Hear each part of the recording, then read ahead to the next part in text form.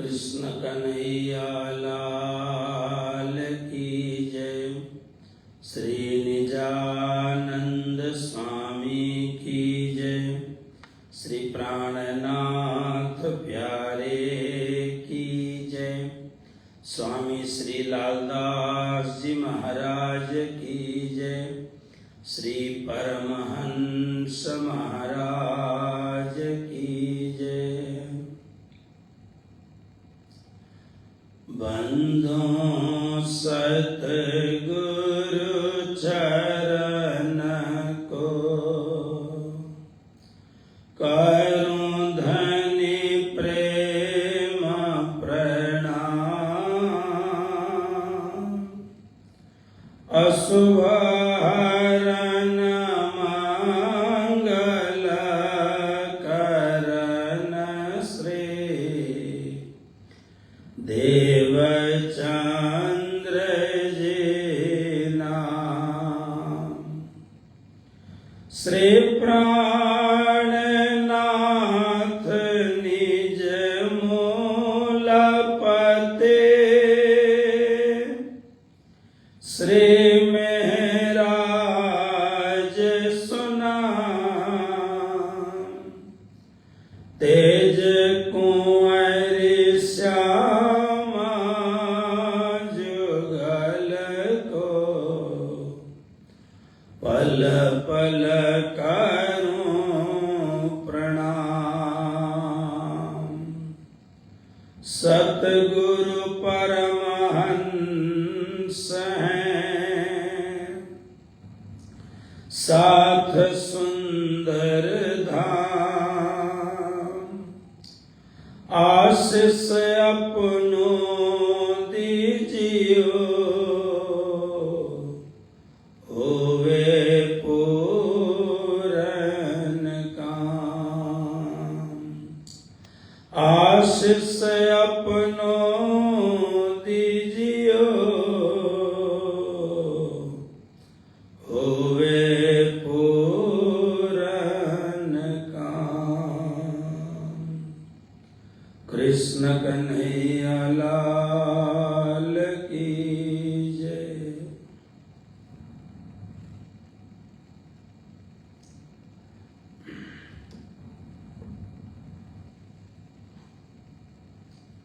आप सभी धर्मपरायण धर्म प्रेमी सुंदर साथ जी मातृशक्ति सज्जन वृंद सभी को श्री सनातन धाम लीग सिटी ह्यूस्टन से कोटि कोटि प्रणाम।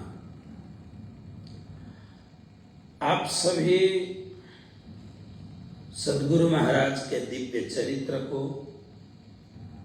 अक्षरातीत धामधनी की दिव्य गाथा को बहुत ही प्रेम पूर्वक श्रवण कर रहे हैं। बहुत सारे सुंदर साथ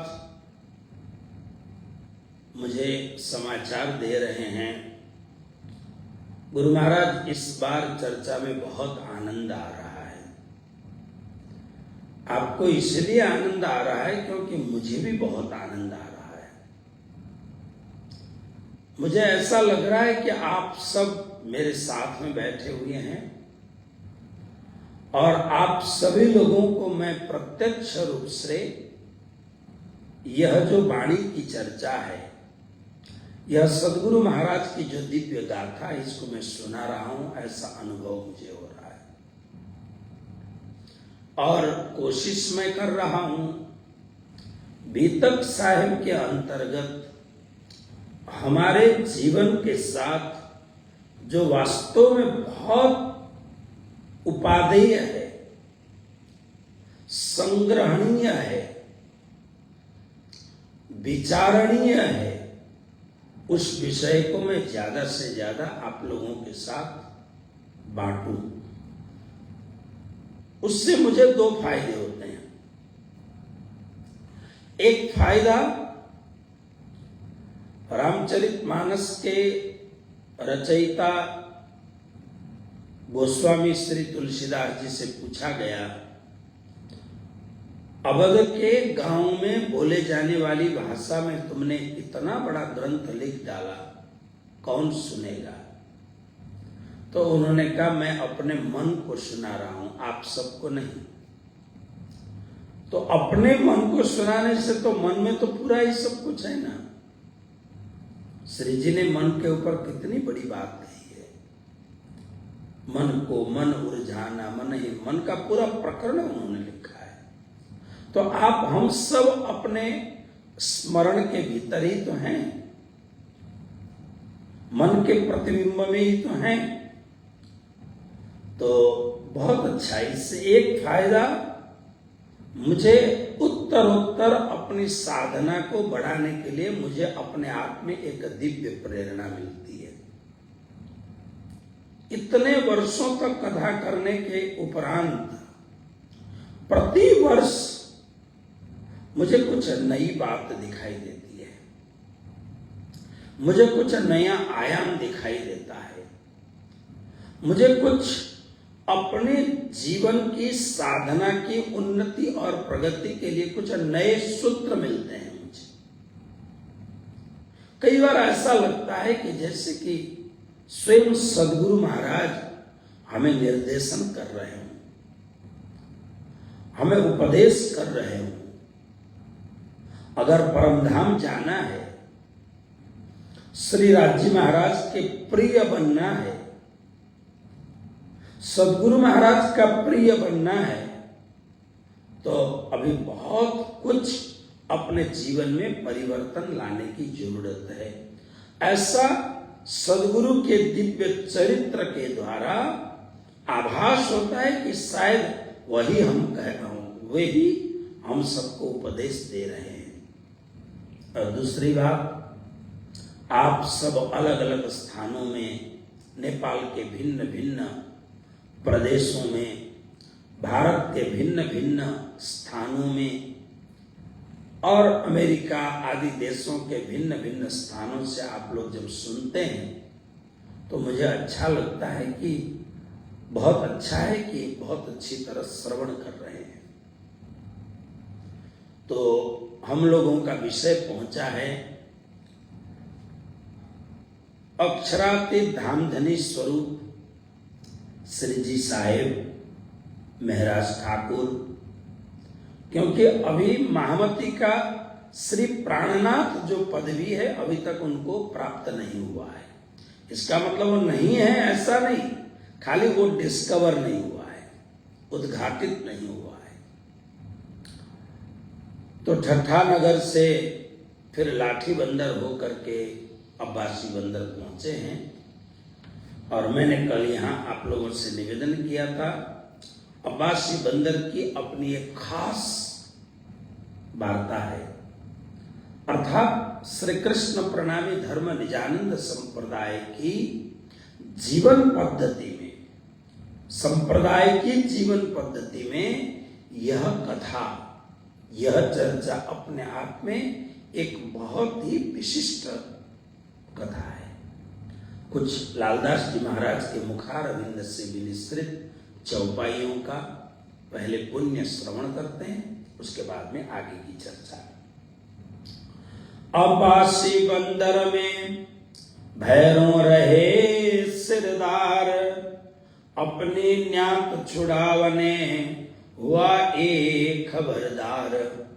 भेजे अपने आदमी मस्कत बंदर में, छुड़ाए लिया न्यात को आया अब्बासी बंदर अपने।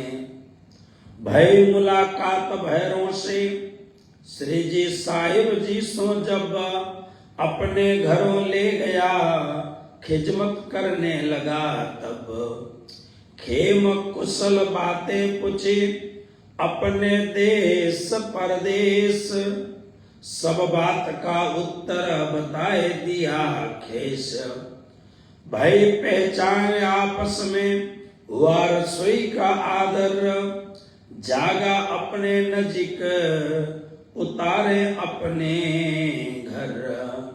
वहां बिछोना बिछवाए थे तहां पधराए श्री राज, रसोई होत एक तरफ लगे चर्चा के काज।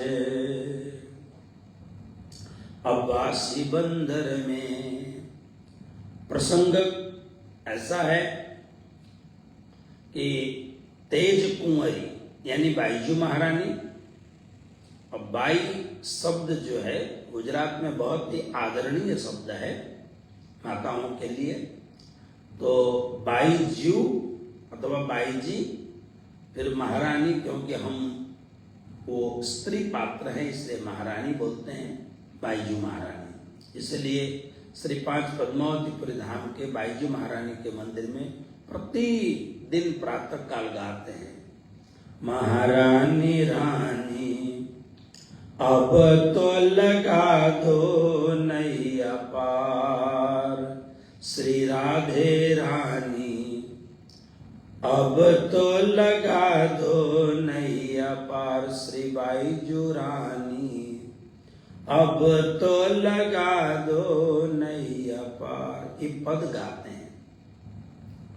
तो बाईजू महारानी, रूपा, राधा और विश्वनाथ भाई, कुछ और भी लोग साथ में अपहरण किए गए थे, किडनैपिंग, लेकिन सबको उनके लोगों ने छुड़ा लिया, लेकिन बाईजू महारानी को अभी तक किसने छुड़ाया नहीं था। वो लगभग 1 वर्ष तक इन अपहरणकर्ताओं के बंधन में रही,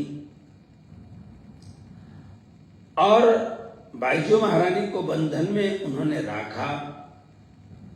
इधर क्या हुआ, भैरव सेठ को समाचार मिला कि कोई ठक्कर की धर्म पत्नी है, भैरव सेठ ठक्कर हैं, तो उनकी धर्म पत्नी है, नौजवान कोई है, उनको अपहरणकर्ताओं ने अपहरण कर रखा है, अगर पर्याप्त पैसा देंगे तो वो लोग छोड़ देंगे।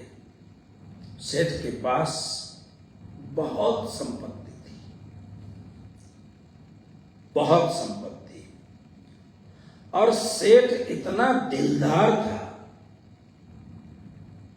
देखिए, संपत्ति होना एक और बात है ना।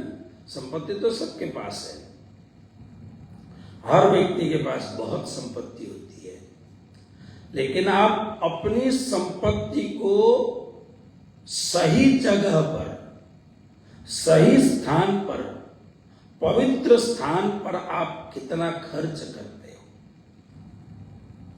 जब खर्च करने का वक्त आए तब आपका मन क्या कहता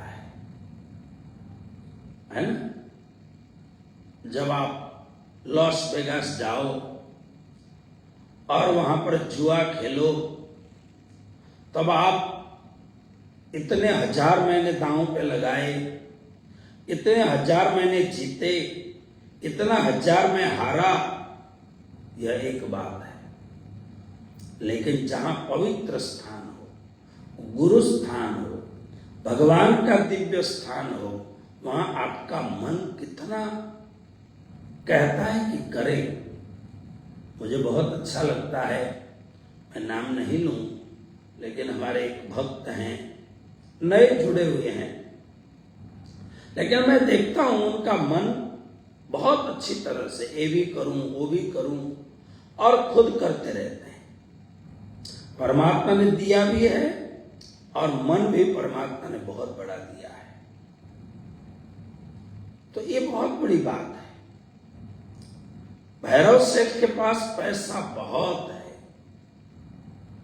लेकिन उसके मन में सेवा करने की भावना, उसको हमारे देश की यानी भारत की एक बिटिया, भारत की एक बहन अपहरणकर्ताओं के चंगुल में 1 साल से फंसी हुई है, और उनके श्रीमान के पास पर्याप्त पैसा नहीं है, इसलिए वह कोई जुगाड़ बना रहे हैं। तो अब्बासी बंदर के इस महान सेठ, जिनका नाम था भैरव सेठ, बहुत हृदय में वेदना उत्पन्न हुई। पर्याप्त पैसा देकर के तेज कुंवरी को छुड़ा करके लेके आए। फिर उन्होंने श्री जी महाराज को आदर पूर्वक आमंत्रण किया। श्री जी महाराज ठट्ठा नगर से निकल करके लाठी बंदर होते हुए अब्बासी बंदर पहुंचे और अब्बासी बंदर पहुंचने पर सेठ ने भव्य स्वागत किया, अपने घर में ले आए और देश की बातें पूछी, कैसा है क्या है, सब बातें पूछी। और पूछने के बाद में फिर सेठ ने उनको कहा कि आइए बैठिए। तो अपने घर के पास में ही दूसरा घर था, बड़े सेठ थे, उनके 2, 3, 4, 5 घर तो होते ही हैं। तो उस एक घर में उनको अच्छी तरह से आराम करने के लिए जगह बना दी। और सेठ ने कहा कि आपको कोई भी तकलीफ न हो, तो यहाँ क्या हुआ, उत वहां बिछौना बिछवाए के तहां पधराए श्रीराज। एक तरफ बहुत ही सुंदर रूप से सजा करके रूम तैयार किया और तैयार करने के बाद में सदगुरु महाराज को कहा गया कि आप आराम करो, लेकिन रसोई होते एक तरफ रसोई होने लगी, भोजन बनने लग गया। अब भोजन केवल सदगुरु महाराज के लिए ही नहीं बनता है, उनके साथ बहुत सारे लोग आए हैं और यहां तक अगर गांव से कोई आए तो वो भी खाएं। देखिए, साधु का जो भोजनालय होता है ना, इसको भंडार गृह कहते हैं। भंडार गृह में कभी भी किसी के लिए भी ना नहीं बोला जाता है। हाँ जी, आओ पधारो, जमो। जिस साधु का भंडार गृह लोगों के लिए अगर मना किया जाता है तो समझना ये भंडार गृह नहीं है। अन्नपूर्णा वहीं विराजमान रहती हैं जहां पर कभी ना नहीं हो। हाँ जी, पधारो। अगर एक रोटी है तो आधा आधा खाएंगे, जितना है बांट के खाएंगे, लेकिन मना नहीं करेंगे। जलाराम बापा यही तो करते थे, इसलिए आज पूरे संसार में जलाराम बापा का मंदिर खिचड़ी खिलाने में प्रसिद्ध है। गुरुद्वारे में आप लंगर देखो, कहां कोई कमी नहीं है। तो श्री जी का एक तरफ भोजन बनने लग गया, लेकिन स्वयं क्या करने लगे, चर्चा के काज। उन्होंने कहा, सेठ जी जब तक भोजन बनता है हम लोग कुछ बातें करें। तो बात करने लगे। भैरव सेठ आया, आगे बैठा भैरव सेठ, अपने कबीले समेत ब्रजलीला की चर्चा भैरव श्रवणा सो लेत। श्री जी तो चर्चा करने लग गए। ऐसे भी गप्पा तो मारते ही हैं, तो गप्पा मारे, इससे अच्छा क्यों ना चर्चा शुरू की जाए। तो उन्होंने ब्रज की चर्चा शुरू की। इतनी मीठी ब्रज की चर्चा। एक तो हमारे कृष्ण बहुत मीठे, राधा रानी सरकार वो सर्वोत्तम सुख प्रदान करने वाली महारानी, ब्रज गोपियां और ब्रज का वह दिव्य वन प्रदेश और वहां की कृष्ण की मधुर मधुर लीलाएं, और वह सब कुछ श्री प्राणनाथ जी महाराज के दिव्य मुखारविंद से इतना बढ़िया ढंग से प्रस्तुत होता है, सुनने वाला मंत्र मुग्ध हो जाता है। तो बहुत ही सुंदर चर्चा ब्रज की कर रहे हैं। तो सेठ को सुन चर्चा सुख पाइया। चर्चा को श्री जी के मुखारविंद से जो वाणी की चर्चा हो रही है, श्री जी के मुखारविंद से व्रज की बातें हो रही हैं, ये सुन करके भैरव सेठ को बड़ा सुख हुआ। बात समझना, समझा कि नहीं समझा वो बात नहीं है, लेकिन उस मधुर वाणी को सुन करके सुख हुआ। आप घर में 4 जने रहते हो, अब तो भला हो मोबाइल का, किसी को किसी से बोलने की जरूरत ही नहीं है। पति पत्नी है तो अपना अपना मोबाइल लिया, अपने अपने रूम में घुसे या अपने अपने आसन पर बैठे, सोफा पर बैठे और मोबाइल देखते रहे, बोलने की जरूरत ही नहीं है। अगर बोलते भी हैं तो अगर थोड़ी सी मीठी वाणी हो तो सुनने वालों को कितना अच्छा लगेगा। तुलसीदास जी ने कहा एक महामंत्र है जो सबको बस में कर सकते हो। सबने पूछा कौन सा मंत्र है ताकि सबको बस में किया जाए, वह वशीकरण मंत्र कौन है? तो तुलसीदास जी कहते हैं कि तुलसी मीठे वचन से सुख उपजत चहु और, वशीकरण यह मंत्र है तज दे वचन कठोर। तुलसी साहेब कहते हैं कि मीठे वचन से, और हमारे प्राणनाथ जी क्या कहते हैं? मेरे मीठे बोले साथ जी हुआ तुम्हारा काम, प्रेम में मगन होइयो खुला दरवाजा धाम, सखीरी धाम चाहिए। तो यही बात, इतनी मीठी सदगुरु महाराज की वाणी है, सुनकर के बड़ा अच्छा लगता है। बहुत ही मिठास से भरी हुई वाणी। सुन चर्चा सुख पाइया, भाई दोपहर बैठक का, दोपहर का बैठक हुआ, यानी कथा को विश्राम दिया गया। अब श्री जी आए हैं तो थोड़ा थके भी होंगे, आखिर तो पांच भौतिक शरीर है। तो रसोई की अर्ज भई, जो रसोई बनाने में जो सेवक है उसमें खास बाईजू महारानी है। बाईजू महारानी दाल बहुत अच्छा बनाती थी। तो श्री राज उठे उन वक्त, भैरव गया अपने घरों, बहुत खुशहाल हुआ इत। भैरव सेठ मैंने जिनको बुलाया, जिनके लिए मैंने 70,000 उस समय के पैसे खर्च किए, मेरे घर में जो महापुरुष आए, ये मैंने बहुत अच्छा काम किया, अपने आप को बहुत अच्छा लगा, मैंने ये काम बहुत खुशहाल हुआ, इतना मन बहुत आनंद से झूम उठा। तो भैरव भी अपने घर में भोजन प्रसाद के लिए चला गया। इधर प्राणनाथ जी को भी अर्जी हुई कि पधारे। तो श्रीराज आरोग्य के फेर बैठे, सात सब मिला आए, कोई कोई आए मिले चर्चा को ललचाए। भोजन किया, जरा सा विश्राम किया, और उसके बाद में फिर सुंदर साथ सब चर्चा के लिए लालायित होते हैं। तो सुंदर साथ चर्चा के लिए सबको अर्जी करने लग गए कि और भी कुछ सुने। तो इसी समय स्वामी श्री प्राणनाथ जी महाराज ने चर्चा शुरू किया। यहां पर एक तेजबाई करके थी, बड़ी धनाढ्य महिला तेजबाई। ये लोहाना नहीं, ये भानुशाली जिसको बोलते हैं, इनका असली नाम है भणसाली। जामनगर में भणसाली बहुत है, पिक्चर लाइन में भी भणसाली है। इनको भानुशाली भी कहा जाता है, भणसाली भी कहा जाता है। ये विधवा थी लेकिन बहुत ही संपत्ति थी। तो भणसाली के वहां बहुत लोग थे, उनकी सारी महिलाएं और तेजबाई मिलकर के भजन मंडल बनाया था इन लोगों ने।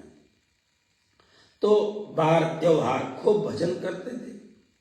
अमावस को भजन है, पूनम को भजन है, एकादशी को भजन किया, जन्माष्टमी, दीपावली, मतलब बहुत ही सुंदर मंडल बनाया गया था। तो जब अब तेजबाई वहां की अच्छी बड़ी महिला थी, भैरव सेठ ने समाचार भेजा कि यहाँ एक महापुरुष आए हैं, अगर आपको श्रवण करना हो तो आप भी आ सकती हैं। तेजबाई आकर के सुनने लगी। तेजबाई इन समय आए करने दीदार, लाई कबीला अपना नरसी के कीर्तन बिहार। तिनका सुन गलतान भय, संग आई सखी जेती, कीर्तन उन्हें मीठे लगे, राज के चरण चित लेती। तेजबाई दर्शन करने आई। नरसिंह भगत के एक कीर्तन को गाकर सुंदर साथ रसमग्न हो रहे थे। एक कोई नरसिंह मेहता के बहुत सारे कीर्तन हैं, ये मैं कभी कभी गाता हूं ना।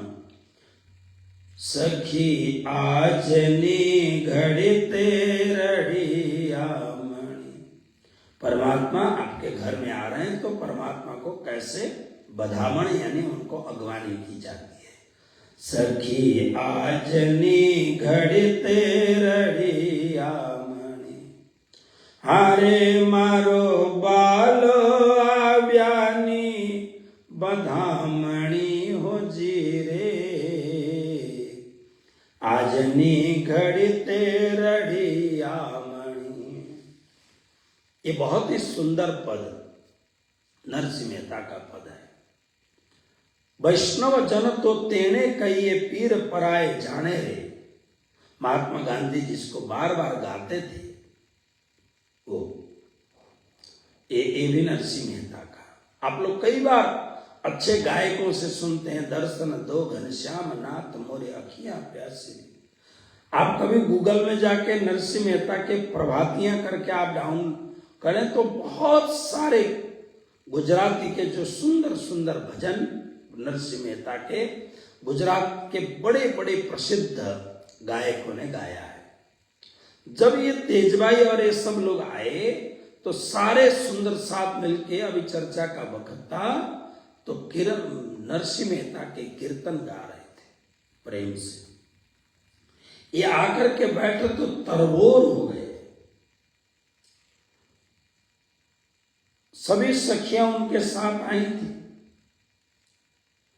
और उसके बाद में तो श्री जी का दर्शन किया, श्री जी की चर्चा सुनी। बस सुनने के बाद में मंत्र मुग्ध हो गई। बस कल से अब नियमित आएंगे, ये भी आने लग गए। इधर भैरव सेठ बड़े प्रेम से सुनते हैं।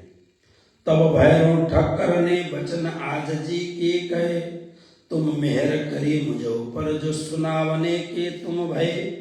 महाराज आप यहाँ आए तो बहुत ही अच्छा लगा कि आप यहाँ हमारे पास आए और आकर के आपने हमें कथा सुनाई, बहुत ही अच्छा हुआ। तो उस समय स्वामी श्री प्राणनाथ जी महाराज ने विचार किया, ये भैरव सेठ ने हमारे ऊपर बहुत बड़ा उपकार किया है।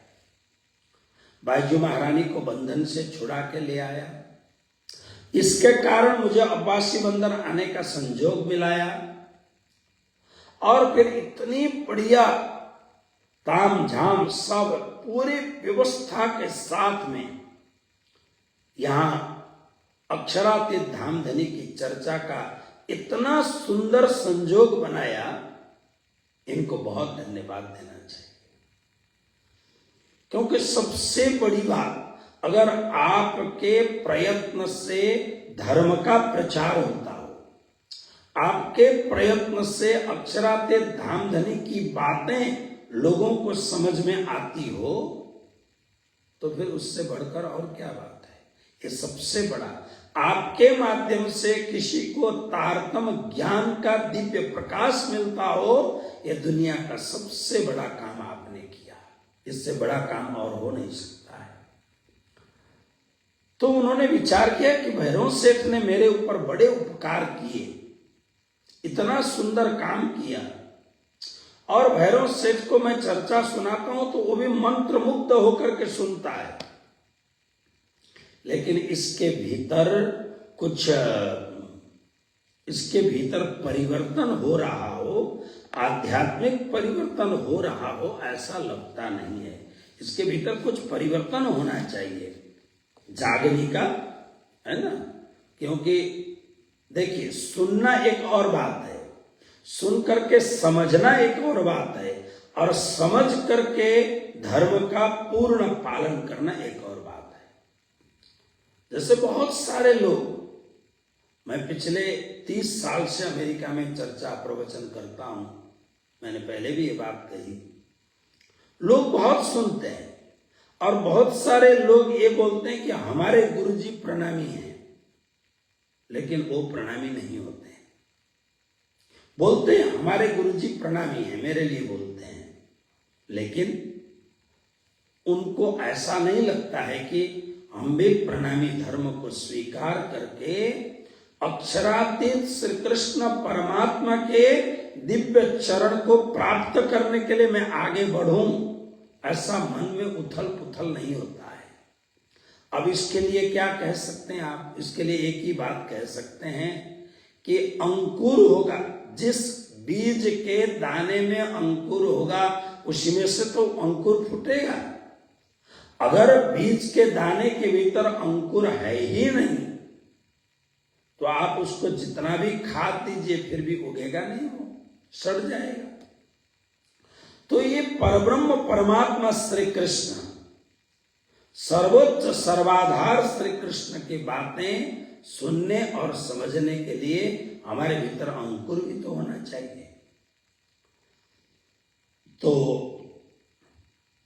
उन्होंने विचार किया, सेठ ने जब इतना बड़ा उपकार किया, सुन तो रहा है लेकिन धर्म को समझ नहीं पाया है, इसलिए इसको समझाना चाहिए।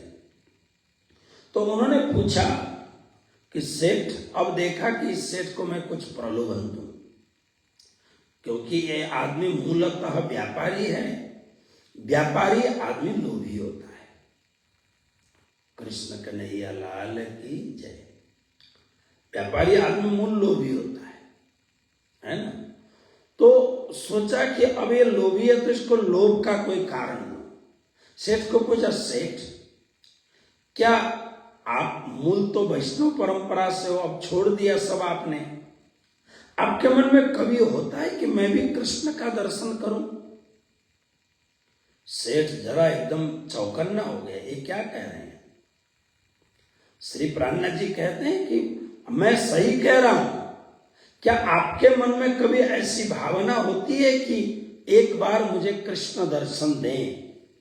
सेठ ने कहा, मेरी परंपरा कृष्ण भक्ति की परंपरा है, क्यों नहीं होगी?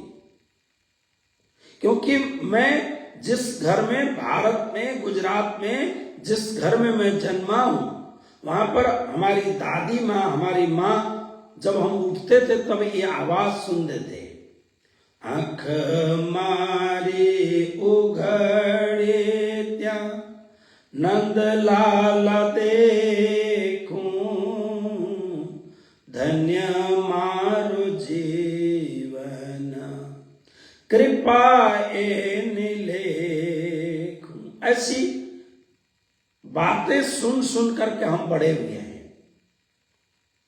तो उन्होंने कहा कि कोई करा सकता? बोले हाँ, मैं करा सकता हूं, मैं आपको कृष्ण दर्शन करा सकता हूं। उन्होंने कहा, महाराज आप मेरे विषय में क्या जानते हो? मेरे जैसे पापी को, मेरे जैसे अधार्मिक व्यक्ति को, मेरे जैसे व्यसनों में डूबे हुए व्यक्ति को कभी परमात्मा के दर्शन हो सकते हैं? परमात्मा तो प्रेमियों को दर्शन देते हैं, पवित्र आत्माओं को दर्शन देते हैं। मैं बहुत बड़ा पापी हूं। श्री जी ने कहा, क्या पाप करते हो? बताने लायक हो तो बोलो। तो सेठ ने कहा, मैंने सुना है जो शराब पीने वाले लोग हैं उनके ऊपर कृष्ण भक्ति का रंग नहीं चढ़ता है, क्योंकि शराबी अपने आप में एक रंग है। शराब पीने के बाद में आप बेसुध हो जाते हो, मदमस्त हो जाते हो। तो मैं तो 24 घंटे शराब पीता हूं, जाग करके सोने तक शराब पीता हूं, थोड़ा थोड़ी तो मैं ड्रंक हूं, अल्कोहलिक हूं मैं। अच्छा, दूसरा, मेरे हर भोजन में थोड़ा ज्यादा मांस का सेवन मैं करता हूं, यानी मैं मांसाहारी व्यक्ति हूं। मैं वेजिटेरियन, शाकाहारी नहीं हूं। मैंने बहुत मांस खाए। यहाँ आया इस देश में, अब ये चारों ओर मुसलमान सीख लिया, अब इसके बगैर चलता ही नहीं है। मैं जुआ भी खेलता हूं और भी बहुत सारी बुरी आदतें मेरे पास हैं। तो देखिए, जो बातें थी बहुत स्पष्ट कह दिया। तब भैरव सेठ कहता है कि मेरे जैसे इतने बड़े पापी को जो इस जन्म में मेरे पाप कभी समाप्त तो हो ही नहीं सकते हैं, इतने बड़े पापी को भी परमात्मा दर्शन देंगे। श्री जी महाराज स्वयं परमात्मा स्वरूप हैं। उन्होंने कहा, सेठ तुम चिंता मत करो। भगवद गीता के 9 अध्याय के 30 और 31 श्लोक को पढ़े। अर्जुन को यही कृष्ण ने कहा, तुम्हें कितना भी पाप तुमने किया हो, मेरी शरण में आ जाओगे तो फिर मैं तुम्हारे पापों को तत्काल नष्ट करके, उन पापों को भस्मीभूत करके मैं तुम्हें मेरा सबसे प्रिय भक्त बनाऊंगा। अपि चेत्सु दुराचारो भजते माम अनन्य भाग साधु एव समन्तव्य सम्यक व्यवसित। भगवान राम ने कहा, लाख लाख पाप किया हो, सन्मुख होई जीव मोहि जबहि, मेरे सन्मुख होते ही मेरी आंख जब उसके ऊपर पड़ेगी, उसके सारे पाप जल करके भस्म हो जाएंगे। श्री जी ने क़यामत में यही तो कहा। अब उल्लू अगर देखना न चाहे तो ये उल्लू का काम है, लेकिन आप मेरी शरण में आओगे तो आपको अवश्य में वो मुक्त करूंगा। श्री जी ने कहा, इसकी चिंता आप मत करो, लेकिन आपको एक काम करना होगा। बोले क्यों? क्या? 1 महीने का समय मुझे दीजिए सेठ जी। 1 महीने तक जो मैं कहूंगा इस प्रकार से आचरण करिए। सेठ भीतर का बहुत ही अच्छा था। मैं कई बार कहता हूं, ये जो शराब नहीं पीने वाले लोग हैं ना, ये समझते हैं कि शराब पीने वाले बहुत खराब होते हैं। ये जो मांसाहार नहीं करने वाले लोग हैं, शाकाहारी जो लोग हैं, वो समझते हैं कि मांसाहारी व्यक्ति बहुत ही पापी है। ये जुआ खेलने वाले, न खेलने वाले लोग जुआ खेलने वाले को पापी मानते हैं। आप जानते हो, मैं कभी भी उनको पापी नहीं मानता हूं। मैं जब नेपाल के अपने आश्रम में बैठा हुआ होता हूं, बहुत सारे लोग कई पार्टियों में से आते हैं। गुरुजी यहाँ नजदीक में पार्टी थी, आना जरूरी था, पार्टी से होकर के आपके दर्शन के लिए आया। मैं जानता हूं ये आदमी प्रणामी नहीं है, शाकाहारी नहीं है, पार्टी से होके आया है तो निश्चित रूप से इसने गड़बड़ की है, लेकिन मैं कुछ नहीं बोलता हूं। आओ बैठो, प्रणाम करेगा तो उसके सिर पर हाथ भी रख दूंगा, अपने हाथ से प्रसाद दूंगा। ऐसे लोग पिछले 25 वर्ष तक मैंने काम करते करते करते ऐसे कई लोगों को शाकाहारी बनाया, और शाकाहारी मात्र नहीं, ऐसे बहुत सारे लोगों को श्री कृष्ण प्रणामी धर्म की दीक्षा दे करके उन्हें धर्म के मूल पद्धति में ले आया। मेरा काम ये नहीं है कि छोटे छोटे बच्चे आप लेके आओ और उनके पिताजी प्रणामी, उनके पिताजी प्रणामी, बच्चों को कंठी बांधो, और ये ठीक है कोई आया तो बांध देते हैं, लेकिन मेरा काम ये नहीं है। मैं हमेशा बोलता हूं, पीसे हुए को पीसना, खोदे हुए को खोदना मेरा काम नहीं है। मेरा काम है जिन्होंने श्री जी को बिल्कुल नहीं सुना। मैं बिल्कुल विनम्रता के साथ आपको बताऊं, जब मैं अमेरिका में आया तो नन प्रणामी लोगों ने प्रणामी 99% प्रणामी शब्द भी नहीं सुना था। मैंने पूरे अमेरिका में घूम घूम करके भागवत की कथा की, रामायण की कथा की, भगवत गीता का प्रवचन किया, शिव पुराण की कथा की, हनुमान चालीसा का प्रवचन किया, यज्ञ किए बड़े बड़े, लेकिन जहां भी मैं बात करता था, बातों को फिर थोड़ा सा ट्विस्ट करके श्री कृष्ण प्रणामी धर्म की बात जरूर मैं करता था। और जो हमारे संप्रदाय में मीराबाई की तरह, नरसिंह मेहता की तरह ऐसे बहुत सारे जो हमारे ब्रह्मात्माओं की कथाओं को यहाँ ला करके मैं उनको सुनाता था, तब लोगों को पता लगा कि स्वामीनारायण की तरह, वैष्णव की तरह प्रणामी भी कोई होते हैं। जब लोगों में थोड़ी रुचि बनी तो मेरे मन में इच्छा आया एक मंदिर बना दूं। तब तक किसी के भी मन में प्रणामी धर्म का मंदिर बने ऐसे किसी भी आचार्य संत महात्मा किसी के भी मन में नहीं था। ये मैं पूरे दावे के साथ पहले लय हक्के दिल में वाली बात राज्य महाराज ने मेरे मन को प्रेरणा दी। बड़ी विनम्रता के साथ कहूं, मैंने ह्यूस्टन में जब जमीन ली उसके बाद में फिर सबके मन के तार सितार बजने लग गए, घंटी बजने लग गई, भाई मंदिर बनाओ, मंदिर बनाओ। फिर बने और बहुत बढ़िया मंदिर होता है ह्यूस्टन का। जिन लोगों को मैंने आश्रय दिया, अगर वो वफादार होते, अपनी उन्नति के साथ में धर्म की भी उन्नति हो, धर्म संस्थानों की उन्नति हो, ऐसा उनके मन में भाव होता तो आज टहल ईश्वर महाराज ने प्रणामी धर्म के लिए जो काम किया है इससे कई गुना ऊपर होता।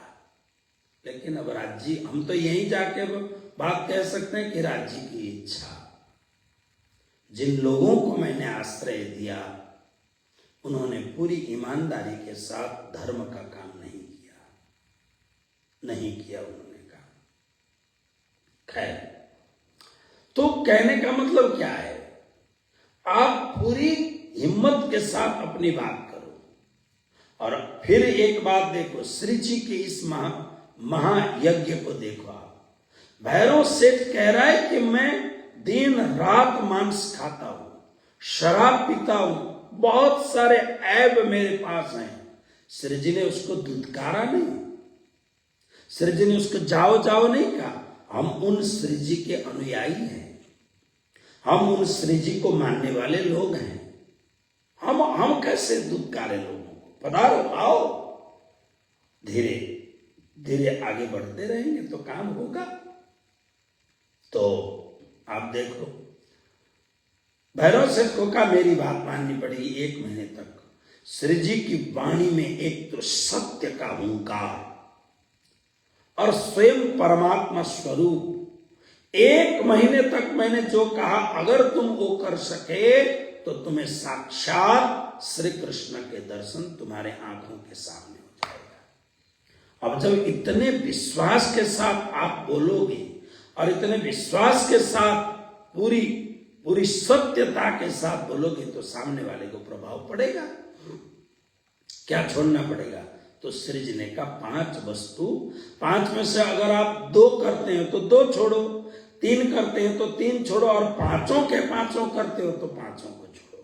लेकिन अगर श्री कृष्ण का दर्शन पाना है तो आपको ये 5 चीजें छोड़नी पड़ेगी। क्या है? क्योंकि नियम है। देखिए 5 चीज कौन से हैं? पीना तंबाकू छोड़ दो, और मांस मछली सब, शराब सब कैफ, परदारा चोरी न कब। सबसे पहले तंबाकू का, किसी भी प्रकार से तंबाकू का सेवन ना करें। ऐसे आज के परिवेश में तंबाकू का सेवन थोड़ा बहुत सभी जगह करते हैं, लेकिन इसका सबसे ज्यादा प्रमाण हमारा गुजरात में कंठी भी लगाए हुए हैं। कोई परमहंस महाराज जी का शिष्य है, कोई धर्मदास जी का शिष्य है, कोई ठाकुरदास जी के शिष्य है, कोई हमारे शिष्य हैं, कंठी भी पहना है गले में। सवेरे मंदिर के दर्शन के लिए भी जाते हैं और फिर बीड़ी भी फूंकते रहते हैं। हमारे एक भक्त तो बड़ौदा में ऐसे बढ़िया भक्त है, बहुत बाणी पढ़ते हैं, दिन रात बाणी पढ़ते हैं। लेकिन बाणी 2 घंटे बाणी पढ़े, फिर खड़े हो गए, फिर सामने मंदिर के सामने ओटला बोलते हैं बैठने के, जब वहां बैठ करके एक बीड़ी पी के फिर वापस आते हैं। अब मुख धोते हैं कि नहीं धोते हो राज्य जाने, लेकिन वो एक बीड़ी फूंक के आ जाते हैं। अब वो परमहंस महाराज जी के शिष्य हैं। अब बड़ौदा में जो परमहंस महाराज जी के शिष्य हैं वो मुझे भी कुछ नहीं गिनते। मुझे गुरु तो बात छोड़ दो, गिनते ही नहीं। अब उनको उपदेश मैं दूं तो क्या दूं, है ना? तो बीड़ी पीते आते हैं, पढ़ते हैं। हमें फायदा ये है, मंदिर में पारायण लिखवाते रहते हैं, तो इनके माध्यम से महीने में 4-5 पारायण हो जाते हैं, काम हो जाता है। अब आप विचार करो, ये केवल एक जगह की बात नहीं कह रहा हूं मैं। आप नौतनपुरी धाम जाओ, आप महामंगलपुरी धाम जाओ, आप पद्मावतीपुरी धाम जाओ, भद्रावतीपुरी धाम जाओ, ये जो हमारा पूरा जो बेल्ट है ना, यहाँ पर अत्यधिक तंबाकू का सेवन होता है, टोबैको का सेवन होता है। कोई उसको मसाला बोलते हैं, उसको रगड़ रगड़ के खाते हैं, कोई गुटखा खाते हैं, कोई पान में खाते हैं, कोई बीड़ी के माध्यम से पीते हैं, कोई सिगरेट, सुधरे हुए आदमी सिगरेट पीते हैं। लेकिन श्री जी, अगर हम प्रणामी हैं, अब हम इंडिविजुअल किसी को बोल नहीं सकते हैं कि आप बीड़ी मत पियो, कल से नाराज हो जाएगा, मंदिर नहीं आएगा, मंदिर नहीं आएगा तो दक्षिणा नहीं देगा, दक्षिणा नहीं देगा तो मंदिर नहीं चलेगा। ये भी तो हम लोगों को बहुत बड़ा झंझट है। लेकिन कथा में तो बोल सकते हैं, इंडिविजुअल किसी के लिए नहीं बोलेंगे। लेकिन जब तक श्री जी की ये बात हम नहीं मानेंगे, तब तक हम सच्चे अच्छे प्रणामी कैसे हुए? बिना तंबाकू छोड़ दो। सेठ, मांस मछली सब, मांस नहीं खाना है। 1 महीने तक किसी भी प्रकार का मांस का सेवन नहीं करना है, मछली भी नहीं। कारण मछली को आजकल वेजिटेरियन में गिनते हैं। न, मछली भी नहीं, ये प्राणी है। शराब सब कैफ, किसी भी प्रकार का शराब इतना पीने से, मैं बहुत लोगों को जानता हूं कि सोने से पहले थोड़ा सा लगाते हैं। मैंने पूछा ऐसा क्यों करते हो? बोले इससे हार्ट मजबूत होता है। कराओ मजबूत। लेकिन शराब सब कैफ, सभी प्रकार की नशे की चीजें, आप अत्यधिक चाय पिएंगे, अत्यधिक कॉफी पिएंगे, न पीने से आपका सिर दर्द होने लग जाए तो समझना ये नशा, ये कैफ में आ गया। सब कैफ, कैफ और कॉफी लगभग एक ही तो है। सब कैफ, परदारा, दूसरे की स्त्री को पटा पटा करके अपना बनाना, व्यभिचार जिसको बोलते हैं। स्वामी विवेकानंद ने क्या कहा था कि यदि आपका चरित्र नष्ट हो गया तो सब कुछ नष्ट हो गया। परदारा, आपको हमेशा अपनी धर्म पत्नी, वह भी धर्म पालन के लिए, धर्म के संतति को बढ़ाने के लिए आपने विवाह क्योंकि किया है, क्योंकि हमारे यहां सनातन धर्म में वैवाहिक संबंध, ये भी एक संस्कार है, विवाह संस्कार। तो और चोरी न करो, किसी भी प्रकार की चोरी न करो। सेठ, इनमें से तुम जो जो करते हो वो तुमको पता है, 1 महीने के लिए छोड़ दो। सेठ के भीतर इतना भावावेश आया, वो हुक्का पीता था बहुत, वहीं पर हुक्के को तोड़ दिया। घर में गया, घर में जाते ही फरमान लगा दिया। सेठ की बात चलती थी, जितने आज तक जिन बर्तनों में भोजन बनाते थे वो सब हटाओ, घर में आज के बाद में 1 महीने तक मांसाहार नहीं होगा, शराब सब हटाओ यहां से। तो ये जो चीजें थी, नए बर्तनों में नए भोजन, लोग कचर पचर करने लग गए, क्योंकि शास्त्र कहता है यादृशी भक्षेत अन्नम बुद्धिर्भवति तादृशी। जैसा इस अन्न खाओगे बुद्धि वैसी होगी। मैं कई बार इसलिए तो बोलता हूं, ये मंदिर का, आश्रम का अन्न जो है ना, खूब खाओ, क्योंकि ये धर्म का अन्न है। लेकिन सेवा नहीं करोगे तो बुद्धि बिगड़ेगी। मंदिर का अन्न, आश्रम का अन्न खा करके सेवा नहीं करोगे, नहीं खाओगे तो प्रसाद को आपने हेला किया, प्रसाद को आपने आप हेला किया, इग्नोर किया। नहीं करना चाहिए। खाओ और सेवा करो। शारीरिक सेवा होती है तो शारीरिक करो, मानसिक सेवा होती है तो मानसिक करो, और आर्थिक सेवा हो सकती है तो अर्थ यानी संपत्ति से सेवा करो, लेकिन करो। सेठ ने तुरंत हुक्म बजा दिया, शुरू किया, और शुरू करते करते इतना पहले दिन शाम को वो प्रवचन सुनने के लिए आया, पहले ही दिन शाम। जब शाम को प्रवचन सुना, क्योंकि आहार, इनमें आहार सबसे बड़ी बात है। आहार में शास्त्र इसलिए तो कहता है कि आहार शुद्ध, सत्व शुद्धि, सत्व शुद्ध, ध्रुवा स्मृति। आहार शुद्ध होने पर ही बुद्धि शुद्ध होती है। किसी भी प्रकार का आंखों का, नाकों का, मुख का आहार नहीं, शुद्ध होना चाहिए, पवित्र होना चाहिए। पहले दिन शाम को चर्चा सुन करके जब घर गया, सेठ का हृदय परिवर्तन होने लग गया। दूसरे दिन सवेरे की चर्चा, दोपहर की चर्चा, रात्रिकालीन चर्चा सुना, फिर घर गया। नींद नहीं आती है। अब तो पहले आनंद, सुख हो रहा था, अब आंखों में से आंसू बरसने लग गया। बात हृदय की गहराई में उतरने लग गई।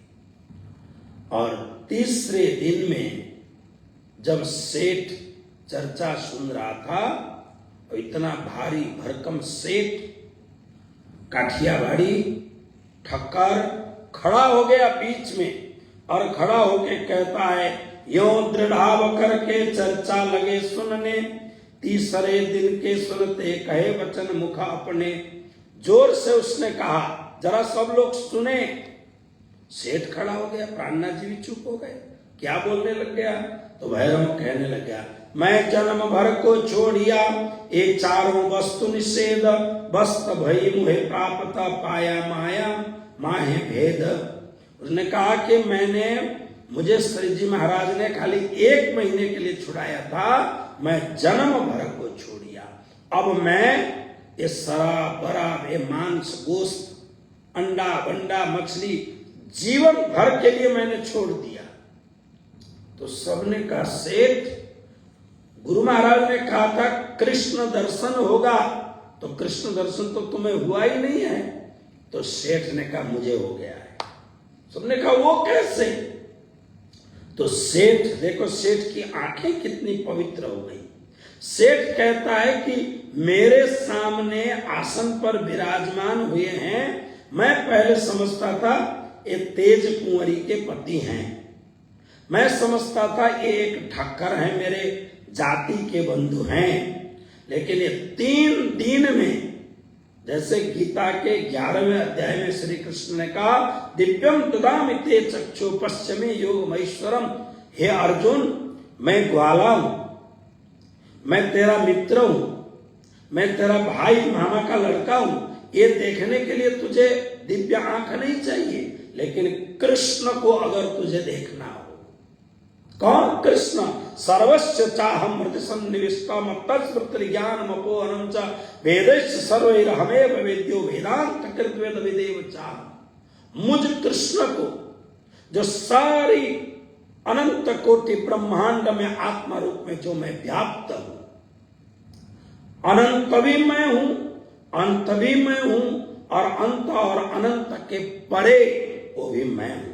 क्षर भी मैं हूं, अक्षर भी मैं हूं, और क्षर और अक्षर से परे अक्षरातीत भी मैं हूं। अगर मुझ कृष्ण को देखना चाहते हो, हे अर्जुन, एक कुंती के गर्भ से जन्मे हुए अर्जुन की इन चर्म चक्षु की, ये चर्म की जो आंखें हैं, ये तुम्हारी बाहर की जो आंखें हैं, इसलिए इन आंखों से तुम ग्वाले को देख सकोगे, गोपीनाथ को देख सकोगे, मामा के लड़के को देख सकोगे, सुदर्शन चक्र चलाने वाले कृष्ण को देख सकोगे, लेकिन अनंत कोटि ब्रह्मांड का एकमात्र परिपूर्णतम मालिक कृष्ण को नहीं देख सकोगे तुम। इसको देखने के लिए मैं तुम्हें नई आंख दूंगा। दिव्यम ददामि ते च, मैं दिव्य दृष्टि दूंगा।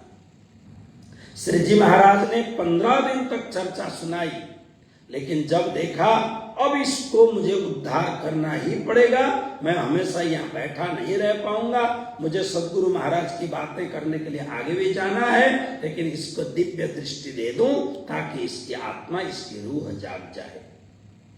जहां उसने सब कुछ छोड़ दिया, ध्यान रखना, उसने ये सब बातें छोड़ी इसलिए उसको दर्शन हो गया नहीं। उसने ये सब बातें छोड़ी।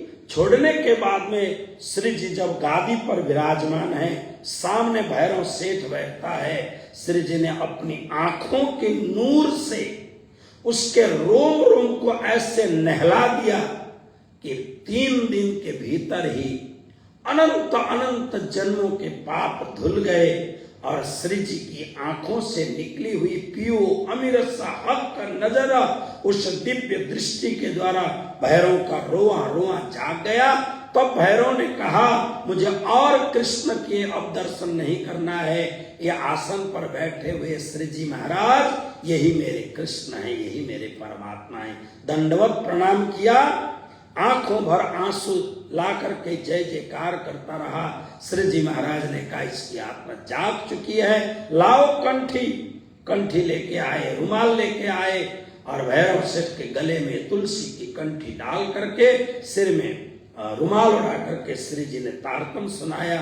सुंदर साथ ने गाया, पायो निज नाम बासना जागे, पायो निज नाम आत्म जागी। आत्मा जागृत हो गई, तारतम मंत्र से उसको अभिषिक्त किया, धन्य धन्य हो गया जीवन। बाद में तो सारे भैरव सेठ के परिवारों ने भी दीक्षा ले ली। अब तो सबका घर शुद्ध हो गया। अब इधर चर्चा होने लग गई। चर्चा होते होते यहाँ पर खूब लोग आने लग गए। भंडसालियों की पत्नी भंडसाली अपने व्यापार में चले जाते हैं, सवेरे का नाश्ता करा करके उनको दोपहर का लंच का बक्सा पकड़ा देते हैं और फिर शाम की तैयारी करके तुरंत सदगुरु महाराज के दोपहर की चर्चा में ये सारी माताएं पहुंच जाती हैं। और इसके आगे आगे तेजबाई है, तेजबाई के साथ सब भंडसाली की पत्नियां जाती हैं। सबने सदगुरु महाराज से दीक्षा ले ली है। अब तो सदगुरु महाराज को छोड़ने का नाम ही नहीं है। तब भंडसाली लोगों को ईर्ष्या हुई। कभी कभी क्या होता है, कथा चर्चा से किसी को नुकसान नहीं होता है, नुकसान न होने के बावजूद भी कोई कोई लोग ऐसे विचित्र होते हैं, उनको सुनने का मन नहीं होता है। मैं यहां पर भी सब जगह देखता हूं, यहां पर भी मैं कथा प्रवचन करता हूं, तो अब तो ये लोग आना ही बंद हो गया, तो मुझे बहुत अच्छा लग रहा है। कुछ लोग ऐसे थे बिल्कुल प्रवचन में बैठते नहीं थे, गेट के पास में जो सोफा पड़ा है वहां बैठते थे और वहां बैठ के गप्पा मारते थे, मैं यहां सत्संग कर रहा हूं। माताएं बैठे, लेकिन 4-5 पुरुष लोग अपने को इतना बड़ा विद्वान, अपने को ज्ञानी समझते थे। अब ये महात्मा का क्या, ये 4 फुटिया महात्मा की क्या बात सुननी है, सुनते ही नहीं थे वहां। अच्छा, वो 4 जने तो बैठते बैठते दूसरा आया, अरे बैठो यहाँ, सुनना है, क्या सुनना है। अब ये ग्रुप ही आना बंद हो गया, खटपटिया ग्रुप आना बंद हो गया। मुझे बहुत अच्छा लगा इस बात की, क्योंकि ये कभी सुधरने वाले नहीं थे, है ना। कोई कोई ऐसे लोग होते हैं वो कभी नहीं सुधर सकते, सुधरने की उनकी आदत ही नहीं होती है। तो इन लोगों को भी अच्छा नहीं लगा। अब घर में सब काम करके जाती हैं, फिर भी इन लोगों को अच्छा नहीं लगता है। तो सब अपने अपने घरों में इन्होंने कहा, अब सत्संग में मत जाना। सबने कह दिया, हम तो जाएंगे। कैसे जाओगे? अरे हम ऐसे ही चल के जाएंगे, हम सब कुछ छोड़ सकते हैं लेकिन गुरु महाराज को नहीं छोड़ेंगे। तुम घर में काम, हमने काम सब किया है, हमने आपको नहीं छोड़ा है, हमने घर परिवार को नहीं छोड़ा है, हमने घर का सारा काम किया है। अब हमको मुश्किल से बामुश्किल अपासी बंदर जैसे यहाँ पर एक बार सत्संग का ये इतना सुंदर संजोग बना, वो भी सुनने नहीं देते हो। तुम तो जीवन भर पैसा पैसा पैसा करके मर गए हो, आत्म जागृति नहीं करते हो। हमें तो कम से कम अपनी आत्मा की जागृति कर रहे हो। हम तुम्हारे शरीर के गुलाम हैं लेकिन आत्मा के गुलाम नहीं हैं। हम तुम्हारा काम करेंगे, तुम्हारे बच्चे की माँ बनेंगे, तुम्हारे घर में काम करेंगे, सब कुछ ठीक है, लेकिन हमें भी तो अपने आत्मा का उद्धार करने का अवसर मिलना चाहिए। और आज जब सदगुरु महाराज पधारे हैं, आज अवसर प्राप्त हुआ है, तुम्हारी बात क्यों सुने। अब ये सब लोग विचार करने, अब करें तो क्या करें, ये तो सुनने तो गए तेजबाई के पास।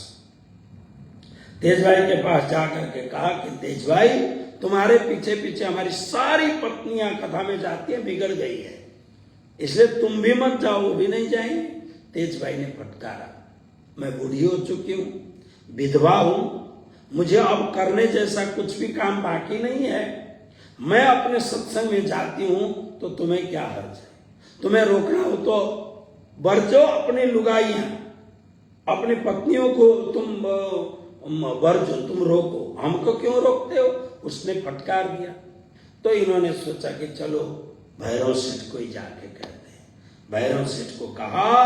भैरव सेठ ने तुरंत बहुत बड़ा सेठ ने कहा, देखो, तब भैरव ठक्कर ने कही, रखो अपनी लुगाइयां बरज, हम बुलावने न जात काऊ को, सब आवत अपनी घरज। क्या हम घर घर में बुलाने गए हैं किसी को? अरे अपने आत्मा के उद्धार के लिए सब आ रहे हैं, तो तुम मूर्ख लोग अपने आत्मा का उद्धार नहीं कर सकते हो, तो इनको क्यों रोकते हो? धिक्कार है तुमको। रोकना हो तो अपनी, अगर कर सकते हो तो रोको, नहीं तो ये सब काम रुकने वाला नहीं है। अब ये सब चले गए और जाने के बाद में अब सत्संग शुरू हो गया। शायद भविष्य में, अब ये लालदास जी महाराज ने तो नहीं कही, लेकिन मुझे ऐसा लगता है, मेरे मन से ऐसा लगता है, अब जहां स्वयं साक्षात श्री जी महाराज पहुंचे हों, श्री जी महाराज के दिव्य सत्संग में उनकी पत्नियां आई हों, तो वो पति इतने मूर्ख तो नहीं हो सकते हैं, इतने अभागे तो नहीं हो सकते हैं, श्री जी के चरण में न आए हों। जरूर आए होंगे भी, आज नहीं तो कल, कल नहीं तो परसों, क्योंकि उजाला उजाला है पत्नियों के माध्यम से। जैसे वृंदावन गाय चराते वक्त जब श्री कृष्ण ने ग्वालों को भेजा, ऋषियों ने फटकार करके भेजा, अभी तो यज्ञ नारायण को भोग नहीं लगाया है, तुम्हारा ग्वाला कृष्ण और बलराम भोजन मांगते, भागो, भगाया। लेकिन जब उनकी पत्नियों के पास जाके कहा, सब उठा करके लेके गई, कृष्ण को भोजन कराई, बलराम जी को, सबको। जब जाने लगी तब उन्होंने कहा कि हम जाएंगी तो ब्राह्मण मारेंगे हमको, सारे यज्ञ नारायण भगवान के प्रसाद तो आपको लेके आ गए। भगवान कृष्ण कहते हैं, यज्ञ नारायण भगवान का नारायण भी मैं ही हूं, तुम जाओ, तुम्हें चिंता करने की जरूरत नहीं है। श्री कृष्ण के वचनों में पूर्ण भरोसा था, दृढ़ इन चरणन केरु भरोसो। ब्राह्मण की पत्नियां पहुंची, जहां श्री कृष्ण ने अपने मुखारविंद में ये ब्राह्मणियों का लाया हुआ अन्न खाया, वहां ब्राह्मणों का हृदय पवित्र हो गया। ब्राह्मणों के मन में पश्चाताप होने लग गया। अरे गर्ग ऋषि, सांडिल्य ऋषि, महर्षि वेदव्यास जैसे महापुरुष, नारद जी जैसे कहते थे, ये कृष्ण कोई साधारण नहीं है, ये कृष्ण तो पूर्ण पुरुषोत्तम परब्रह्म परमात्मा है। अहो भाग्यम नंद गोप ब्रजौ कसाम यन्मित्रम परमानंदम पूर्णम ब्रह्म सनातनम, सनातन पूर्ण ब्रह्म परमात्मा है, ऐसा शास्त्रों ने कहा है। आज ब्राह्मणों को लगा कि चलो हम तो अभागे रहे, लेकिन हमारी पत्नियां सद्भाग्यशाली हुई। तो मैं भी समझता हूं, जब ये भणसाली की पत्नियां विरोध के बावजूद भी चर्चा सुनने गई, तारतम प्राप्त किया, श्री निजानंद स्वामी सद्गुरु महाराज के दिव्य ज्ञान के आधिकारिक धरोहर महामती स्वामी श्री प्राणनाथ जी महाराज, जो साक्षात पूर्ण ब्रह्म परमात्मा के अवतार हैं, उनका दर्शन और उनकी वचनों को सुन करके वो आज नहीं तो कल जरूर जागे होंगे, जरूर जागे होंगे, ये मुझे विश्वास है। बस इन्हीं भावनाओं के साथ में भैरव सेठ का ये कार्यक्रम पूरा हो गया। अब यहां से जाने की इच्छा करते हैं, राज्य से प्रार्थना करते हैं, राज्य ऐसा जुगाड़ बनाते हैं। भैरव सेठ सजल नेत्रों से श्री जी को विदाई करने में लगा रहता है। इच्छा तो नहीं है श्री जी को विदाई करे, श्री प्राणनाथ जी को विदाई करे, लेकिन ऐसा कुछ बन गया कि श्री प्राणनाथ जी महाराज को जाने के लिए जब उन्होंने विदाई मांगी तो भैरव सेठ ने अतुलित संपत्ति दे करके और स्पेशल पानी जहाज श्री जी के लिए बुक करके सुंदर साथ से श्री जी को भेजने की तैयारी करता है।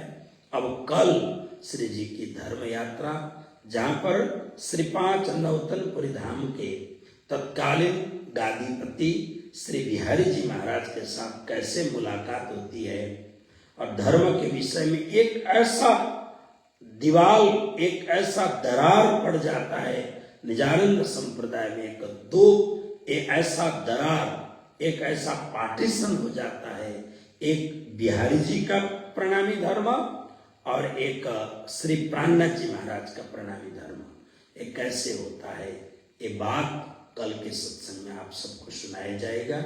आइए आज यहीं पर विश्राम करते हैं।